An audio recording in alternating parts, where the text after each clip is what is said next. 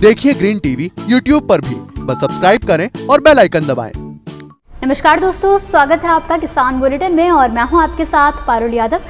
चलिए फटाफट एक नजर डालते हैं खेती किसानी और गांव से जुड़ी आज की बड़ी हेडलाइंस पर। मथुरा में बनकर तैयार हुआ उत्तर भारत का पहला GRPF। अब फलों व सब्जियों को स्टोर करने में नहीं होगी परेशानी। किसानों ने तैयार की संसद घेरने की पूरी रणनीति। 200 किसानों का एक जत्था हर दिन करेगा संसद कूच। खाद व यूरिया की किल्लत से परेशान किसान, बायोमेट्रिक पहचान के चलते खाली हाथ लौट रहे हैं किसान।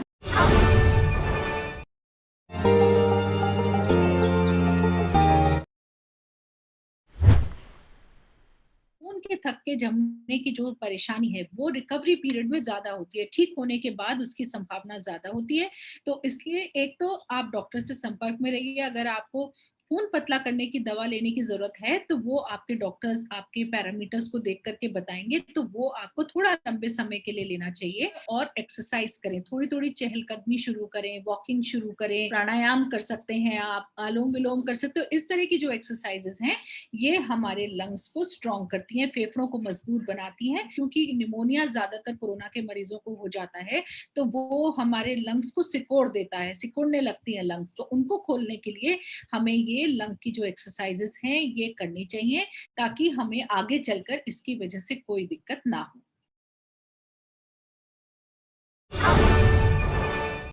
उत्तर प्रदेश के मथुरा जिले में अब उत्तर भारत का पहला GRPF यानी कि गामा विकिरण प्रसंस्करण सुविधा युक्त पैक हाउस और कोल्ड स्टोरेज बनकर तैयार हो चुका है। यानी कि अब बिना किसी परेशानी के विदेशों में रहने वाले लोग भी उत्तर भारत में उगाए जाने वाले फल और सब्जियों का स्वाद ले सकेंगे। इतना ही नहीं, कृषि क्षेत्र से जुड़े लाखों किसान व व्यापारियों को भी GRPF पैक हाउस से फायदा होगा। आपको बता दें कि भारत में उत्तर प्रदेश फलों व सब्जियों उत्पादन करने वाले सबसे बड़े राज्यों में से एक है, लेकिन बावजूद इसके राज्य में उत्पादित फल और सब्जियों की 10% से कम की ही प्रोसेसिंग हो पाती है।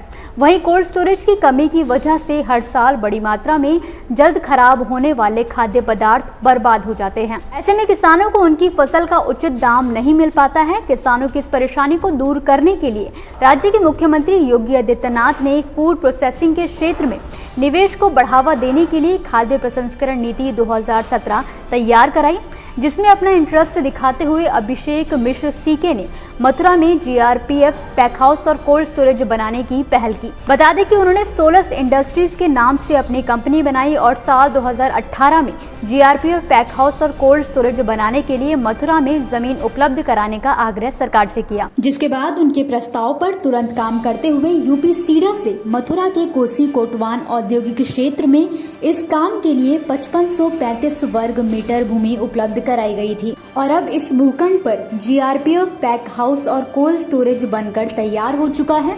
इतना ही नहीं, अगले महीने इसे शुरू करने की योजना भी बनाई जा रही है।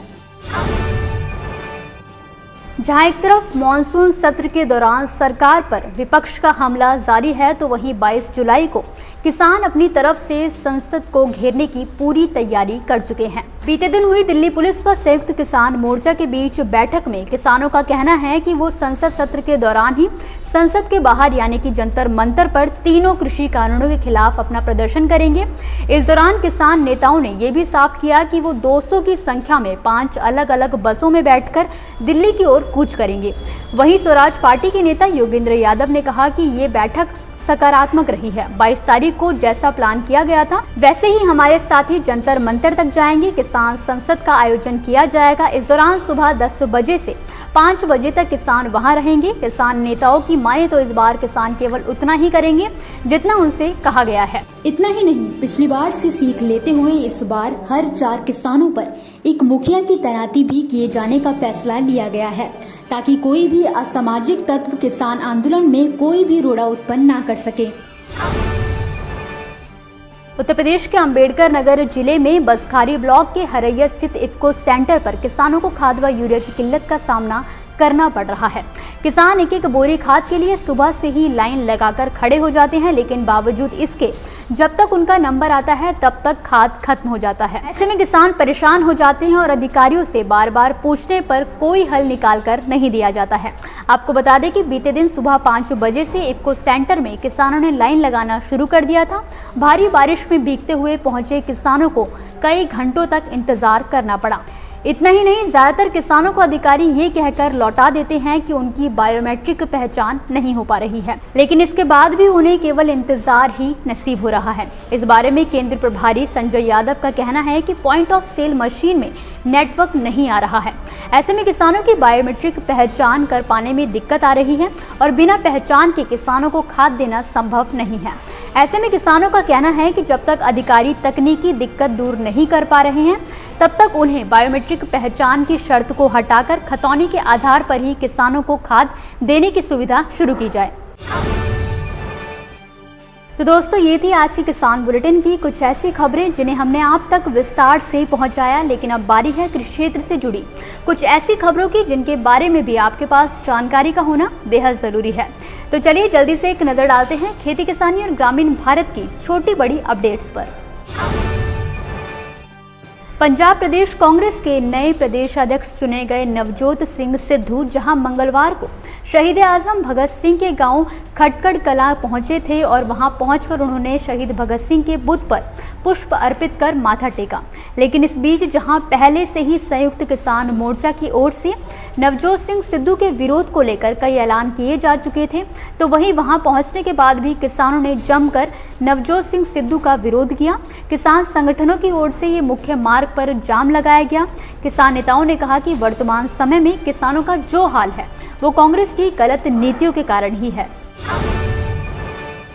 जहां एक तरफ हरियाणा सरकार किसानों को आए दिन नई नई योजनाओं के जरिए सशक्त बनाने की कोशिश में जुटी हुई है, वहीं इस बीच राज्य सरकार द्वारा किसानों के लिए एक और ऐसी योजना चलाई जा रही है जिसके तहत किसान प्रदूषण मुक्त जीवन जीने की दिशा में एक और कदम बढ़ा सकेंगे।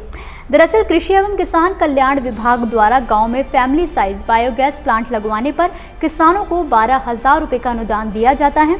इस बायोगैस प्लांट से बनने वाली गैस का इस्तेमाल लोग रसोई समेत कई कामों में कर सकते हैं। इस बायोगैस से किसान जैविक खाद बनाकर उसका इस्तेमाल अपने खेतों में भी कर सकते हैं। केंद्र सरकार द्वारा किसानों को प्राकृतिक आपदाओं से होने वाले नुकसान से बचाने के लिए शुरू की गई प्रधानमंत्री फसल बीमा योजना के तहत अब छत्तीसगढ़ के किसान 31 जुलाई 2021 तक अपना बीमा आसानी से करा सकते हैं। जहां पहले सरकार द्वारा इस तारीख को 15 जुलाई रखा गया था, तो वहीं अब इसे बढ़ाकर 31 जुलाई कर दिया गया है।